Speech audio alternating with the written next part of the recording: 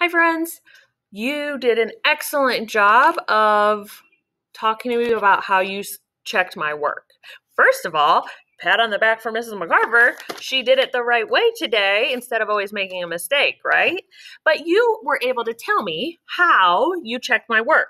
So some friends said they used their cubes or counters, maybe, to show these are the 5 dogs that were at the park.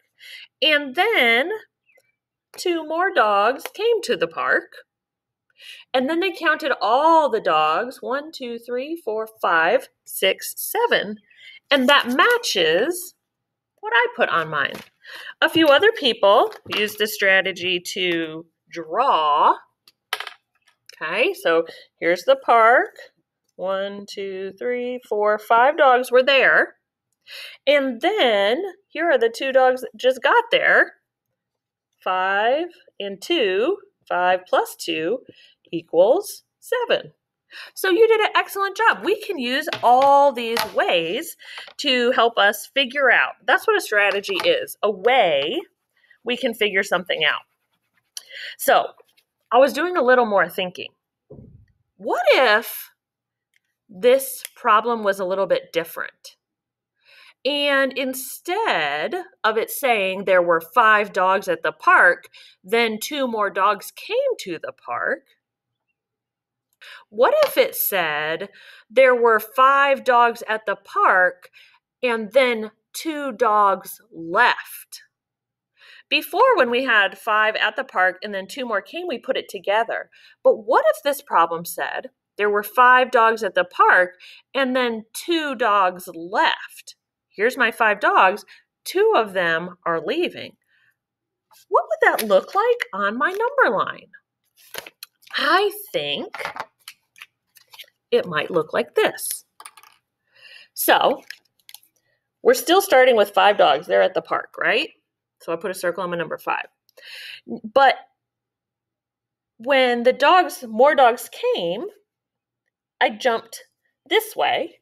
I went to 6 and then to 7 because more dogs were coming and the number of dogs was getting bigger. So that means we want to keep counting on or counting up because as we go this way, the numbers get bigger. But if my problem said there were 5 dogs at the park and then 2 dogs left, I know that number is getting smaller. 1, 2, 3.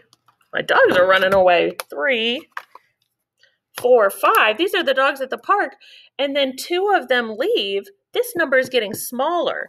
So instead of going 5, 6, 7, I have to go the other way. This is the way the numbers get smaller. So my jumps are going to go back.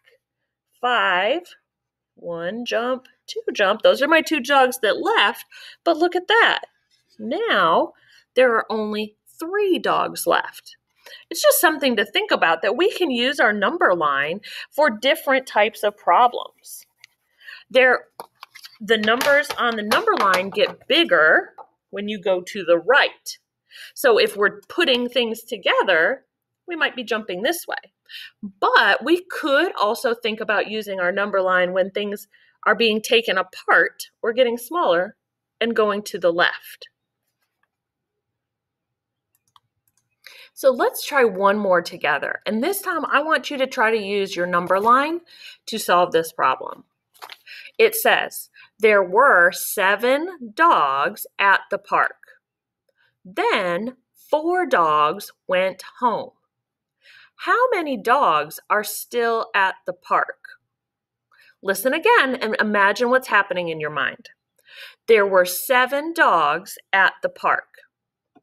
Then 4 dogs, so here's 7, then 4 dogs are going home. How many dogs are still at the park? So if I were to use my counters, it would look like this. 1, 2, 3, 4, 5, 6, 7. There are my 7 dogs are at the park. Then 4 dogs went home. See how that number is getting smaller? How many dogs are still at the park? I want you to show me how you could use a number line to figure this problem out. Listen again.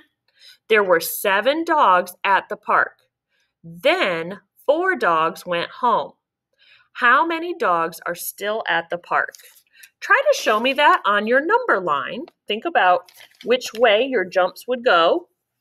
Is our number of dogs getting bigger or smaller?